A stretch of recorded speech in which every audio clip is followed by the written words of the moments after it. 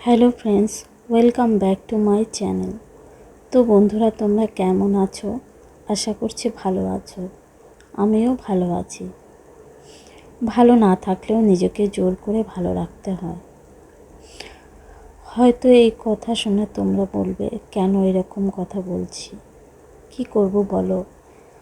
আজকে আমার মনটা এত খারাপ লাগছে, কি আর বলবো। তোমাদের সাথে আজ আমার মনের কষ্টটা শেয়ার করছি।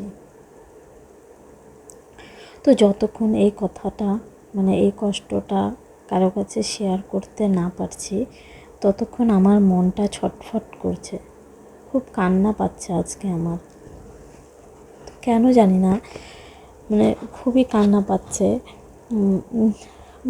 কাঁদতে না চাইলেও অটোমেটিক জল চোখ দিয়ে জল বেরিয়ে আসছে।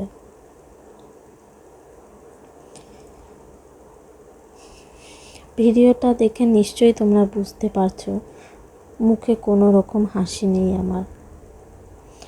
তোমরা নিশ্চয়ই ভাবছো আমার কি হয়েছে, তাই না? তো এটা স্বাভাবিকই, সবার মনে প্রশ্ন আসতেই পারে তো আমার কি হয়েছে। আর এইদিকে দেখো, আমার বাচ্চাটাকে বেঁধে রেখে আমি সব কাজ করছি। ওকে যদি আমি না বাঁধি তাহলে কোনো কাজই আমি করতে পারবো না।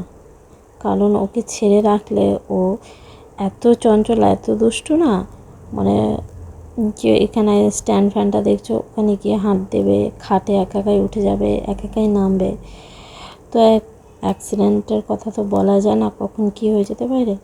তো সেই জন্য আমার চোখের সামনেই বেঁধে রেখেছি, আর বেঁধে রেখে আমি কাজ করছি। তো এইদিকে ভাইকে খাবার দিয়ে দিলাম, আর আমিও খাবারটা বেড়ে নিলাম, কারণ সকাল থেকে কিচ্ছু খাইনি, খুব খিদে পেয়েছে, তাই আমিও খেয়ে নিলাম। এবারে বলি আমার মনটা কিসের জন্য খারাপ।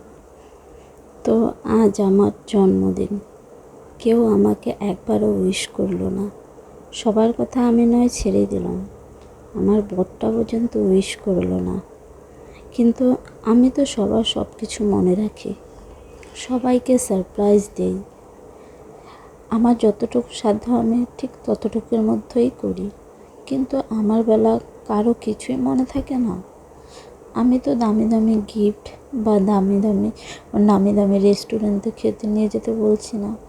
একটা চকলেট বা একটা 5 টাকা দামি কেক নিয়ে এসেও তো হ্যাপি বার্থডে বলা যায়, তাই না? বলা যায় কি বলা যায় না, তোমরাই বলো।